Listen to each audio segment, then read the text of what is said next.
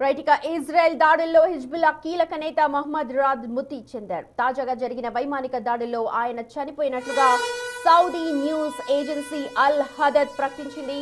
దక్షిణ లెబనాన్లో హిజ్బుల్లా స్థావరాలపై సోమవారం ఉదయం నుంచి ఇజ్రాయెల్ సైన్యం వైమానిక దాడులను జరుపుతోంది.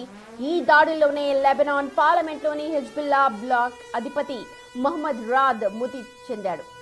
ఉగ్ర సంస్థకు చెందిన మరికొందరు కీలక నేతలు కూడా ఈ దాడుల్లో ప్రాణాలు కోల్పోయినట్టుగా ఐడిఎఫ్ ప్రకటించింది.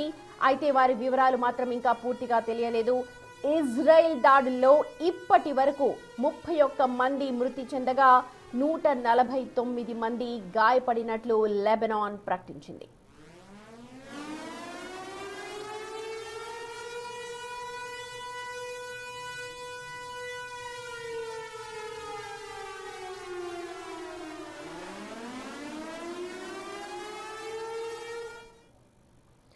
యుద్ధంలో ఇరాన్ వ్యూహాలను మారుస్తోంది. వార్ను నెక్స్ట్ లెవెల్ కు తీసుకెళ్తోంది.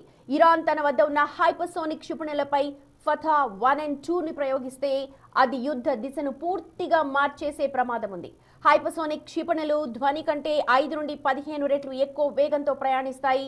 ఇంత వేగంతో వచ్చే క్షిపణులను గుర్తించి అడ్డుకోవడం ప్రస్తుత ప్రపంచంలోని ఏ రక్షణ వ్యవస్థకైనా అంటే ఐరన్ డోమ్ లాంటి వాటికి కూడా చాలా చాలా కష్టం.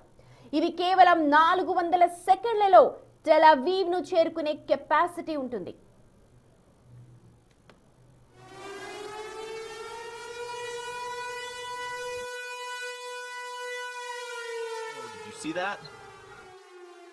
రైట్, బిగ్ టీవీ స్క్రీన్ మీద చూడొచ్చు. ఇరాన్ దగ్గర ఉన్న ఆయుధ సంపత్తినంతా కూడా ఒక వీడియో రూపంలో చూపిస్తోంది. ఇరాన్ తమకు యుద్ధం చేసే సత్తా ఉంది అని అంటూ డైరెక్ట్ గా చెప్పకనే చెప్తోంది ప్రపంచానికంతా కూడా.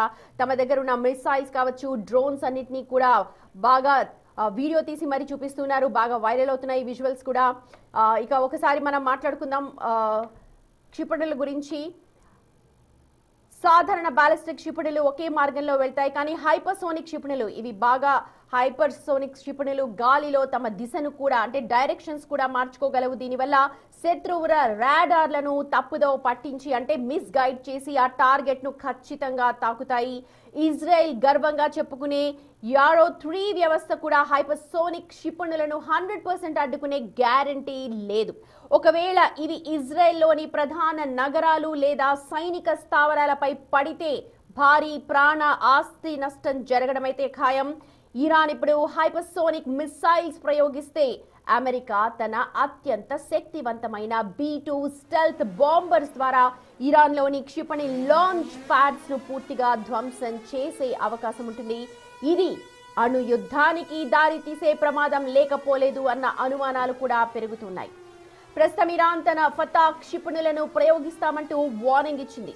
దీంతో ఇజ్రాయెల్ తన లేజర్ రక్షణ వ్యవస్థను యుద్ధ ప్రాతిపదికన రెడీ చేసుకుంటోంది. Whoa, did you see that?